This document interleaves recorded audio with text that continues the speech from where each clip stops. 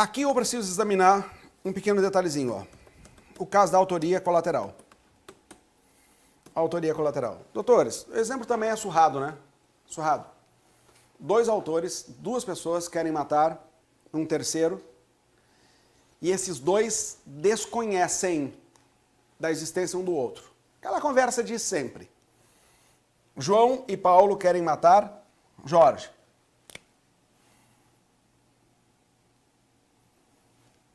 Cada um se coloca a um lado da estrada. Cada um se coloca ao lado do desfiladeiro. João e Paulo querem matar Maria. Beleza. Mas um desconhece a existência do outro. No momento em que Maria passa, houve-se dois disparos. Um promovido por João e o outro promovido por Paulo. Maria morre. A minha primeira hipótese vai dizer o seguinte, ó.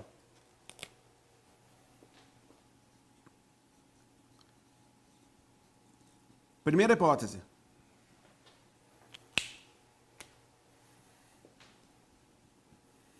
O tiro fatal. A perícia diz que pertenceu a João. O tiro fatal pertenceu a João. Mas Maria ainda estava viva quando alvejada por Paulo. Então eu vou chamar esse tiro aqui de secundário, ok? Eu estou dando nome a esse boi aqui. Só para não precisar escrever tudo, de dizer que Maria ainda estava viva quando atingida por Paulo. Beleza. Na minha segunda hipótese.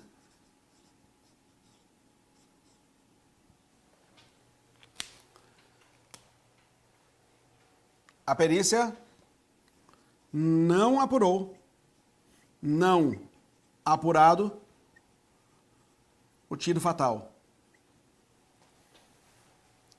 A perícia não apurou qual foi o tiro que realmente levou à morte. Na minha terceira hipótese,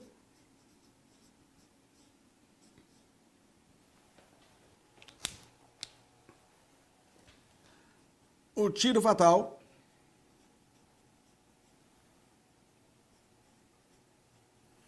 pertenceu ao João. E o tiro secundário, tem que escrever lá em cima Paulo, né? Paulo. Mas olha só, Maria ainda estava viva. O tiro secundário,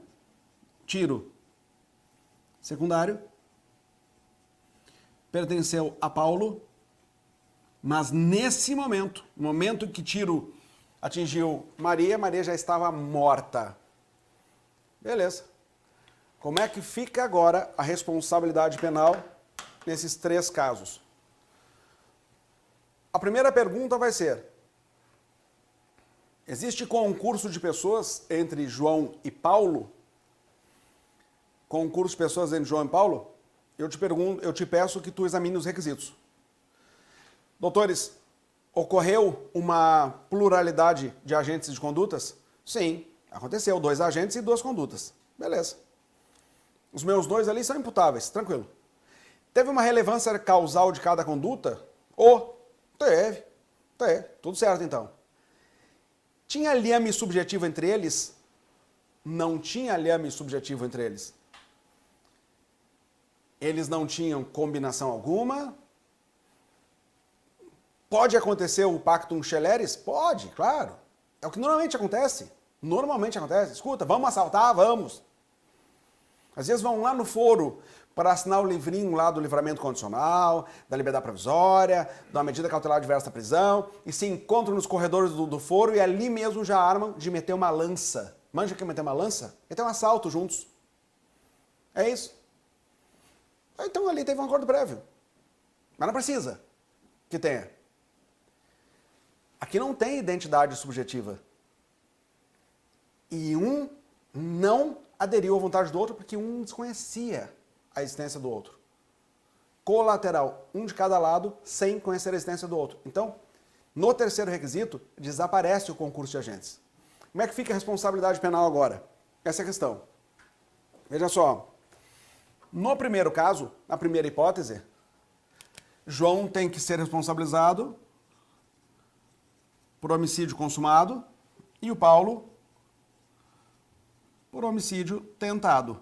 Beleza. Quem matou, consumado. Quem tentou, mas não conseguiu porque o outro que foi mais eficaz que o dele, tentado. Agora, no segundo caso, não foi apurado o tiro fatal. Não apurado o tiro fatal. Como é que fica? Uma coisa é certa, essa mulher morreu. Ela morreu. Os dois vão responder por consumado, como é que fica? A perícia não conseguiu apontar qual foi o tiro fatal, mas é certo que foi um só. Se você disser que vai ser consumado por os dois, você estará sendo injusto com um dos agentes. Então, como vigora no processo penal brasileiro o princípio do indúbio pro réu, a solução melhor será de homicídio tentado para os dois. Então, os dois vão responder por homicídio tentado. Isso por conta do princípio do indúbio pro réu. Beleza. E na terceira hipótese, o tiro fatal foi de João. Bom, se o tiro fatal foi de João, eu não vou nem pensar duas vezes. O homicídio consumado para ele. E o tiro secundário foi de Paulo, mas quando Paulo atingiu, Maria já estava morta. Ah, bom. Então eu tenho para esse aqui crime impossível. Crime impossível do artigo 17 do Código Penal. Lembra quando nós estudamos a tentativa e concluímos o estudo da tentativa com a análise do crime impossível? Veja só, artigo 17 do Código Penal. Não se pune a tentativa quando por ineficácia absoluta do meio ou absoluta impropriedade do objeto, me diz aí, foi ineficácia absoluta do meio ou absoluta impropriedade do objeto? O meio que ele adotou era absolutamente ineficaz para produzir aquele resultado? Claro que não. Arma de fogo. Agora, o objeto sobre o qual recaiu a conduta dele era impróprio para aquele tipo penal. Só se mata alguém que está vivo. Então tinha uma absoluta impropriedade do objeto material. Lembra qual a teoria que nós adotamos para o crime impossível? 3 teorias. Subjetiva, sintomática e objetiva. A subjetiva diz, tem que ser punida. Tem que ser punido porque tinha intenção de matar. A sintomática diz, tem que ser punido. Tem que ser punido porque demonstrou um sintoma de periculosidade. E a objetiva diz, não tem que ser punido. Não tem que ser punido. Mas a objetiva se divide em pura e temperada. A pura diz, tanto no caso de ineficácia ou impropriedade absoluta quanto relativa, ele não é punido. E a temperada diz, só se for absoluta a impropriedade do objeto material ou a ineficácia do meio, é que ele não será punido. E quando eu te disse que quando o tiro atingiu Maria já estava morto, ela já estava morta, então tem uma absoluta impropriedade do objeto material. Crime impossível para ele. Não tem concurso de agentes. Então, olha só. Quando eu estou nessa hipótese 2, em que não foi apurado qual foi o tiro, eu tenho uma variação da autoria colateral chamada autoria incerta, que gera o indúbio pro réu. Indúbio pro réu. Beleza. Mas nem sempre é tão fácil assim no mundo dos concursos, né? Nem sempre é tão fácil. Dependendo do concurso, a coisa fica estranha, muito estranha, porque dependendo do concurso, eles não querem que você dê só uma resposta taxativa. Vai ser responsabilizado ou não vai? Quer que você explique as correntes. E enquanto eu estou no mundo dos tiros ali, está mais ou menos numa boa. Eu estou enxergando, né? Autoria colateral, não tem leme subjetivo, não tem concurso de agentes. E no caso que não conseguiu se apurar, autoria incerta, indúbio pro réu, resolve, coisa tal. E como é que fica na hipótese de veneno. Veneno.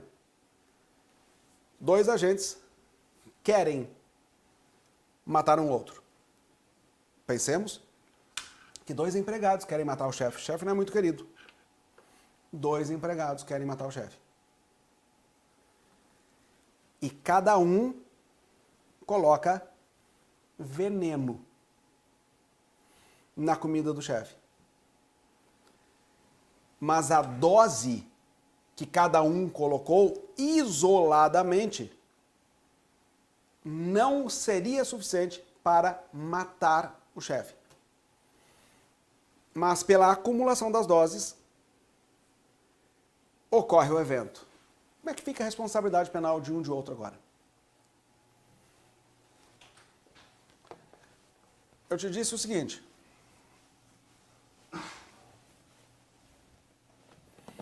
Dois agentes decidem matar uma pessoa, mas um não sabe do plano do outro. 2 agentes, mas um não sabe o plano do outro. O plano é veneno. Diferente seria, né? Na hora que estava botando comida ali na bebida, o outro, opa, tá fazendo aí, fulano? Botar um veneninho, mandar pro outro lado. Parei só um pouquinho, eu também tenho, vamos juntos. Aí é concurso de pessoas. Não teve pactum sceleris, mas aderiu depois. Beleza. Mas não, um não sabe do outro. Um colocou veneno, outro colocou veneno. Separadamente não mataria, mas pela combinação gerou a morte. Como é que fica a responsabilidade? Olha só. Então, o exemplo agora aqui é de veneno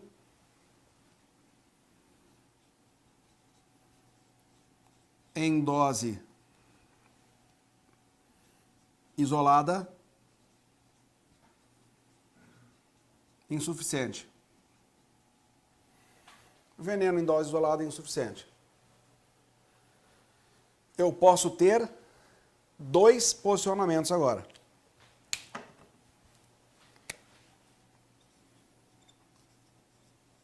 Primeira posição. Ambos por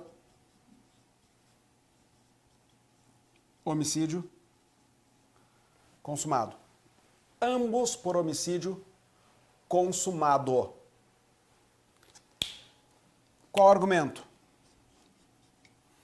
O argumento está no artigo 13, caput do Código Penal. O que diz o 13 caput do Código Penal? Veja lá.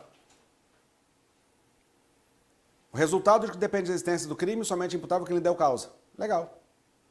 Parecer final. Considera-se a causa a ação ou omissão sem a qual o resultado não teria ocorrido. Então, a justificativa estará na equivalência dos antecedentes causais. Estará na teoria da conditio sine qua non. Teoria da conditio sine qua non. Equivalência dos antecedentes causais, criada por Stuart Mill, John Stuart Mill, para o direito civil, transposta para o direito penal por Julius Glasser. O que diz essa teoria? Essa teoria diz a causa do resultado é toda e qualquer ação ou omissão que lhe é antecedente, sem o qual o resultado não teria ocorrido como e quando ocorreu. Não tivesse Pedro colocado veneno, o chefe morreria? Não, então ele é causa. Você vai responder. Não tivesse colocado veneno, se Paulo não tivesse colocado veneno, o chefe teria morrido? Não, então Paulo é a causa. Pedro e Paulo são a causa. E mais, a teoria da conditio sine qua non, ela não é chamada de equivalência daquilo que aconteceu antes, dos antecedentes causais? A ideia de equivalência não é do mesmo grau de importância?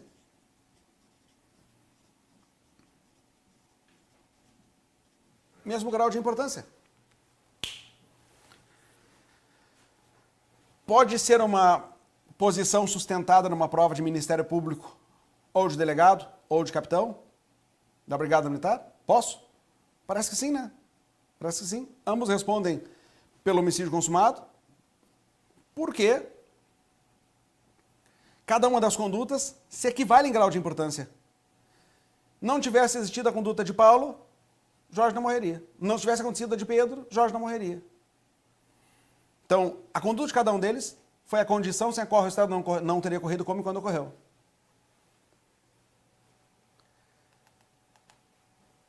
E qual seria a segunda posição? Vou subir. Segunda posição.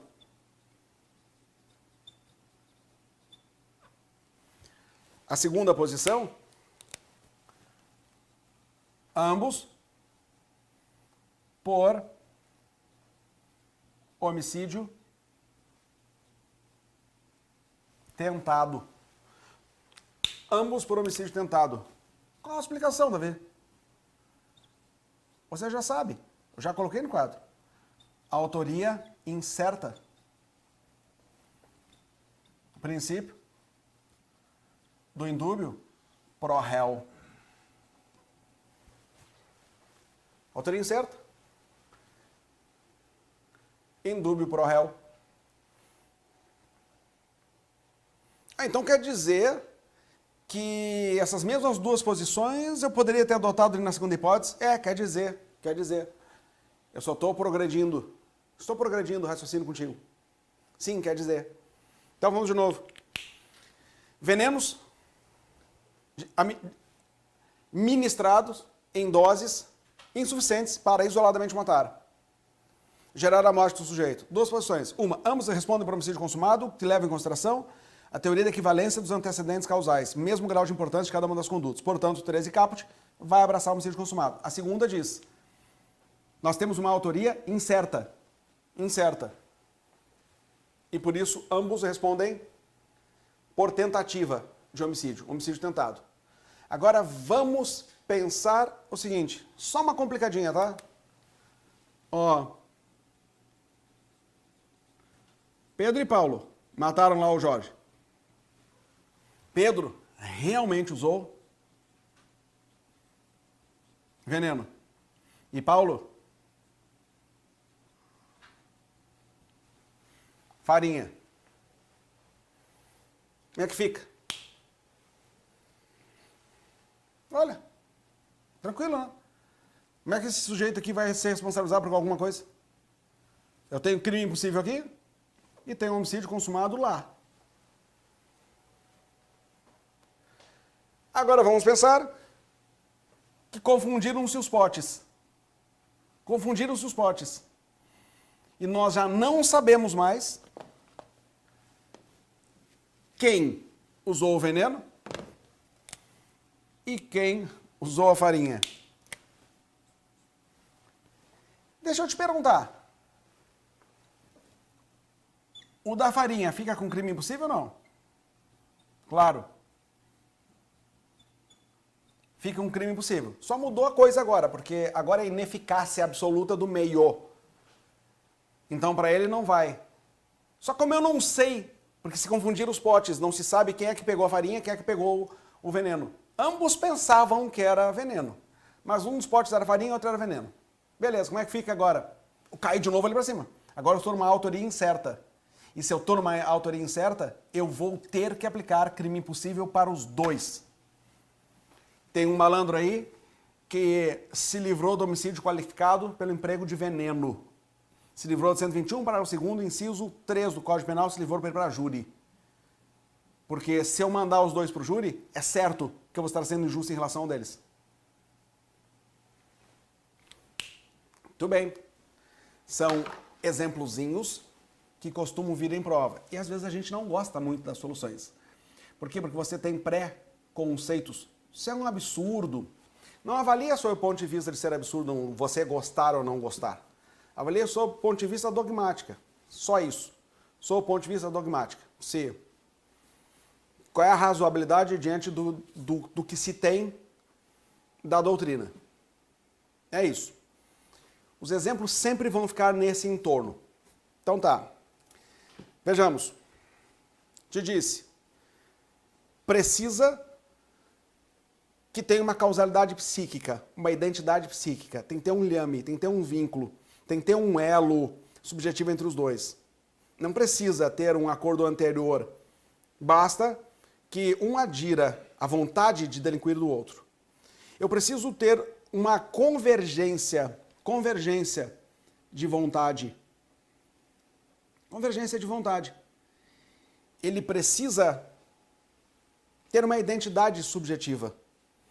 Não cabe participação dolosa em crime culposo ou participação culposa em crime doloso. E no caso da autoria colateral, olha só, não há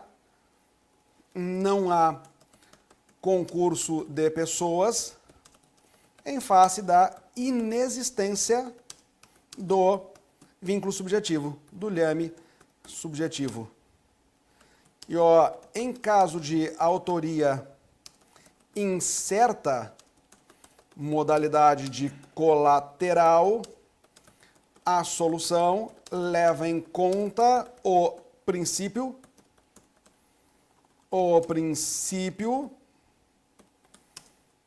indúbio pro réu.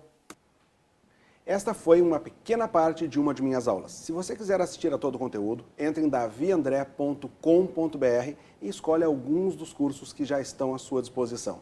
Se você gostou, dá um curtir, compartilha com seus amigos, que nós vamos nos encontrar mais vezes da mesma forma. Um grande abraço, até a próxima.